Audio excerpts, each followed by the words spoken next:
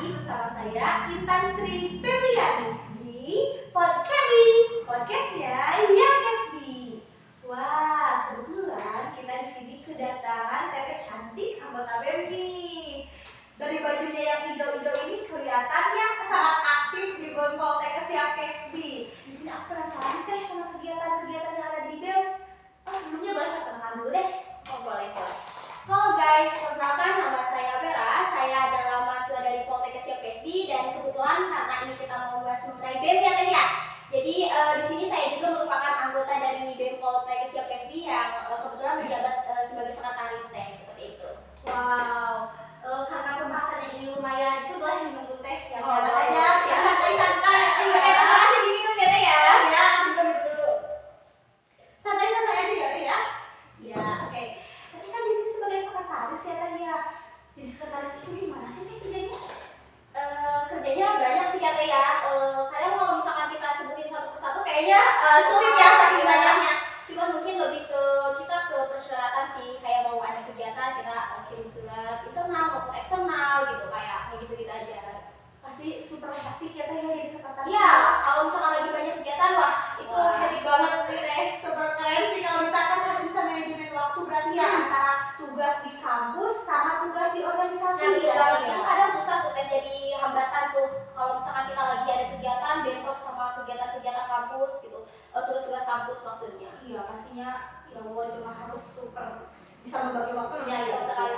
Nah kan aku kan suka lihat-lihat nih kalau ada kegiatan itu yang seru-seru pokoknya banyak nih segala macam kegiatan itu kan suka di-handle-nya sama anggota BEM ya teh ya. Iya, Itu betul. tuh kegiatan apa aja sih teh yang di-handle sama anggota BEM biasanya? Banyak sih Teh, karena kan BEM sendiri kan banyak divisi-divisinya ya, dan setiap divisi itu punya proker kerjanya masing-masing. Kayak misalkan nih saya ambil contoh kayak misalkan pendidikan gitu kan, salah satu prokernya ya Kesbi Learning, jadi dia tuh ngajar ke sekolah-sekolah kayak gitu ataupun ke panti asuhan kayak gitu. Jadi kegiatan kita bukan hanya di internal aja ya Teh ya, tapi ke eksternal juga kita lakukan kayak gitu. Banyak sekali sih Teh itu kalau kita rinciin satu persatu gitu. Oh di sini kan kita langsung tadi bahas tugasnya, tapi teman-teman belum tahu apa sih BEM itu. Boleh nggak sih teh dijelasin dulu BEM Boleh. itu apa? Takutnya teman-teman penasaran dari tadi BEM terus apa sih BEM itu katanya? Ya benar-benar Teh. Oke. Kita jelasin dulu ya teman-teman ya. Jadi BEM ini kan badan eksekutif mahasiswa ya. Jadi dijalankannya ini oleh mahasiswa gitu ya. Oleh pelajar yang lebih tinggi gitu ibaratnya ya. Jadi di sana kita memiliki proker-proker kerja yang banyak sekali dan di dalamnya juga kita banyak divisi-divisi dan setiap divisi ini memiliki program kerja yang berbeda-beda seperti itu sih Teh. Jadi dia organisasi internal kampus kayak gitu. Tapi kita kegiatannya bukan di internal kampus aja ya, gitu. Keluar juga kita laksanakan kayak gitu. Keluar berarti ya, Betul Teh. BEM itu kayak semacam OSIS nggak teh? Mungkin kalau misalkan kita lihatnya dari segi SMA mungkin iya ya gitu kan, karena sama-sama organisasi gitu kan. Kayak ibaratnya OSIS-nya adalah BEM gitu kan, terus MPK-nya itu MPM kalau di kampus kami, cuman mungkin tingkatannya lebih berbeda. Oh iya, gitu. kalau BEM di mahasiswa, kalau OSIS biasanya di sekolah Iya, ya, betul. SMP dan SMK Iya, gitu betul. ya. Nah, jadi berarti kan itu tadi badan eksekutif mahasiswa ya teh gitu. Jadi peran utama BEM itu di kampus apa aja sih teh? Banyak sih ya, cuman sepertinya kayak dia untuk menjembatani atau penghubung gitu antara kampus sama mahasiswa gitu kan. Kayak sepertinya kita ada kegiatan-kegiatan nih, kita tidak hanya menghubungkan mahasiswa satu dengan mahasiswa lainnya gitu, tapi kita juga menghubungkan antara mahasiswa dengan kampus seperti itu. Selain itu tugas BEM sendiri ya gitu kan, dia selain sebagai penghubung, dia juga sebagai agen perubahan. Maksudnya agen perubahan di sini kayak gimana ya? Kayak kita kan banyak kegiatan keluar ya Teh ya, banyak kegiatan keluar. Kita tidak hanya membawa nama BEM Poltekkes Yang Kesbi, tidak hanya itu, tapi kita juga membawa nama Poltekkes Yang Kesbi di alma mater kita. Otomatis jika kita membawa BEM ini ke arah yang lebih baik, ke pergerakan yang lebih baik, berarti kita otomatis menjadi agen perubahan gitu, agen perubahan untuk kampus kita sendiri seperti itu. Terus apa ya? Mungkin lebih kegiatan eksternal, tentang kegiatan eksternal gitu ya Teh, karena kita tidak hanya seperti yang sudah tadi saya bilang, tidak hanya kita menyelenggarakan kegiatan di kampus itu ya, di luar juga seperti kita menerima undangan dari luar, kita selalu datang seperti itu. Jadi kayak mungkin lebih ibaratnya duta eksternal kampus lah gitu ya, kita kegiatan kampus seperti itu. Juga saya juga sering lihat-lihat gitu kayak ke disabilitas gitu, senam juga ngadain senam, Iya, betul. potensi gratis kayak gitu seru banget ya Teh ya. Seru sekali Teh, cuman ya gimana ya, Persiapannya harus matang gitu ya. bener banget Teh, waktu, persiapan, pokoknya ya tenaga itu dicurahkanlah di kegiatan-kegiatan Tapi tersebut. seru lah ya Teh ketemu sama orang-orang baru. Iya, pastinya kita banyak relasi gitu ya. Betul.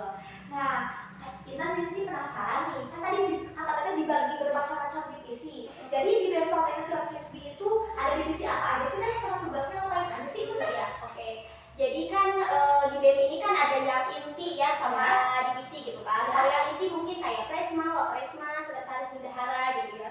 Kalau misalkan yang divisinya mungkin ada divisi Infokom gitu ya, pendidikan, lalu KWU kewirausahaan gitu ya, terus ada pendidikan, apalagi ya, sosmas, sosial masyarakat yang keluar kayak gitu ya.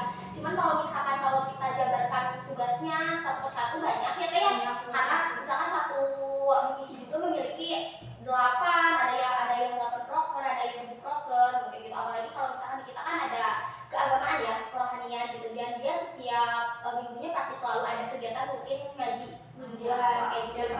Iya, betul. Jadi BEM-nya tuh harus berkah gitu ya. Jadi ngaji terus. Harus ya, yang bagus sih Teh, itu kan aku juga suka ikutan ya, itu program pengajian mingguan, program pengajian bulanan, itu emang biar bisa meningkatkan keimanan dan ketakwaan. Ya, betul ya. Di tengah dunia yang begitu gelap ini ya Teh ya, kita harus tetap bisa menerapkan iman dan takwa. Iya, betul. Bagus, keren. Ya, Kerohanian keren banget sih. Ya, terus aku tuh kepo sama KWU misalnya dagang aja ya Teh ya. Kayak misalkan selain dagang juga kan di kampus kita ada koperasi ya, punya koperasi gitu ya, ada jajanan-jajanan, mungkin jual buku, pulpen kayak gitu ya, untuk memfasilitasi mahasiswa kalau misalkan keluar jauh gitu kan, misalkan lagi ada matkul boleh ke koperasi gitu. Terus dia juga kalau misalkan ada kegiatan-kegiatan kayak kegiatan besar kayak di Stellaris misalnya kayak gitu ya, Pivika, dia selalu ngadain bazar gitu untuk mahasiswa biar jajan ya. Biar nambah penghasilan. Iya, betul sekali. Anggaran BEM ya, betul. Terus aku lihat kayaknya super sibuk banget itu PSDM ya Teh ya. Iya, itu soalnya kan UKM yang mahasiswa dipegang sama PSDM Iya, kan Teh. dipegang sama PSDM. Udah makan banyak kegiatan banget ya PSDM itu, misalnya kegiatan keluar juga banyak kayak gitu kan. Ditambah dia harus menghandle UKM kayak gitu, tapi bagus lah kayak gitu ya. Karena itu merupakan program kerjanya juga. Mereka bisa membagi waktu kan ya, antara tugasnya juga, tugas akademik, lalu juga mereka tiap harinya kan harus buka UKM juga. Pokoknya kayaknya sibuk banget ya Teh. Iya, betul Tapi sekali. keren banget nambah pengalaman gitu ya. Nah, jadi dari yang tadi udah dijelasin kan itu berbagai divisinya ada gitu ya, beserta tugasnya. Tantangan terbesar yang dihadapi BEM sekarang itu apa sih Teh? Lebih ke waktu sih Teh. Waktu ya, Manajemen waktu ya. bagaimana kita bisa memanage waktu, karena kan kuliah kesehatan itu kan padat ya, maksudnya bukan kuliah kesehatan aja sih Teh ya, mungkin kuliah yang lain juga sama ya, sibuk padat. Cuman kan yang kita alami sekarang kita kuliah di kesehatan ya gitu, padatnya kita sendiri yang rasakan gitu ya. Terus ditambah kita di saat tugas numpuk, banyak tugas kampus gitu, kita harus ngadain kegiatan, kita harus jadwalin buat rapat kayak gitu kan ya, banyak sekali. Dan itu tuh tantangan terbesarnya itu ya waktu gitu, kadang sulit gitu, apalagi kan saya sebagai sekretaris gitu ya, saya harus menjadwalkan rapat misalkan BEM gitu ya, atau misalkan kegiatan-kegiatan BEM, dan saya harus memastikan bahwa misalkan di kelas ini tidak ada matkul gitu, di kelas saya tidak ada matkul gitu, sehingga nantinya berkesinambungan gitu ya, kita bisa melaksanakan rapat seperti itu. Jadi harus dipastikan dulu ya, misalkan tingkat 1 ini sekarang ada matkul gak sih, kalau rapat jam sekian, tingkat 2-nya jam sekian ada matkul gak sih, takutnya bentrok seperti itu ya. Betul kayak gitu. Soalnya kan beda-beda kelas itu beda-beda juga matkulnya, jadi lumayan ribet ya Teh ya. Ribet kadang ya, padat gitu kan. Jadi Teteh selama 1 tahun ini menjabat sebagai sekretaris BEM, pelajaran apa sih yang sekiranya Teteh bisa ambil dan juga akan Teteh anggota BEM lainnya setelah masuk BEM itu? Pertama mungkin kita jadi terlatih bisa memanage waktu ya. Kayak misalkan itu tantangan, tapi itu juga pelajaran gitu buat kita. Yang tadinya kita tidak bisa memanage waktu, kita jadi pintar gitu untuk memanage waktu gitu. Terus mungkin pelajarannya banyak, cuman ini lebih ke manfaat ya gitu. Manfaatnya kayak ikut BEM ini yang tadinya kita tidak pede, tidak percaya diri untuk berbicara di depan. Setelah ikut BEM kita diharuskan gitu ya, dituntut untuk bisa berbicara di depan gitu ya. Terus apalagi ya, menambah banyak relasi juga Teh gitu ya. Selain relasi di internal kampus gitu ya, kita kenal dengan kating-kating banyak gitu, kita juga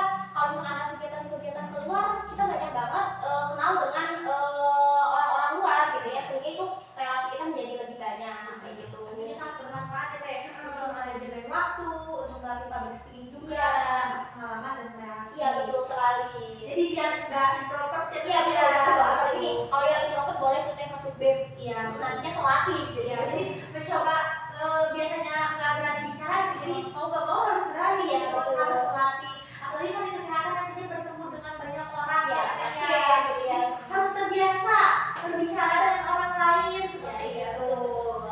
Kalau untuk kesibukan BEM sana apaan sih teh? Kesibukannya sekarang karena sekarang kita udah mau di akhir periode ya. Ya, Mungkin sekarang kita lagi ngerjain laporan pertanggungjawaban aja sih teh, itu laporan pertanggungjawaban kayak gitu. Cuman karena ini BEM-nya padat ya, gitu. Ada yang lagi praktek, ada yang lagi fokus kuliah mungkin ya kayak gitu, pelajaran matkul-matkulnya gitu. Jadi hambatan juga sih itu waktu kayak gitu. Cuman lagi sibuknya itu LPJ sih. semoga lancar aja Iya, ya, amin. ya. Udah bekerja keras selama 1 tahun, semoga nanti dilancarkan dengan Ya, amin ya rabbal alamin.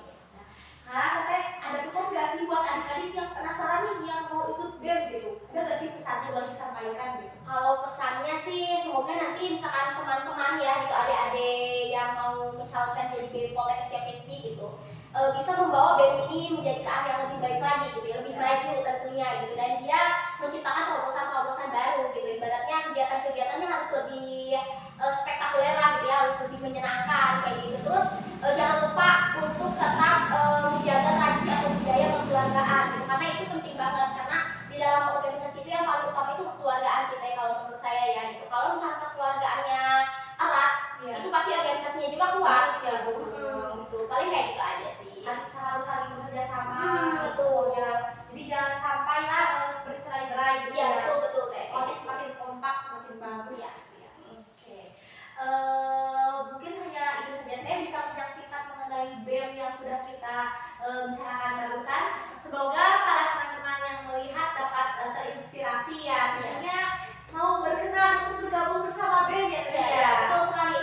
Teh aku sekalian ini deh gitu ya Boleh. teman-teman ya.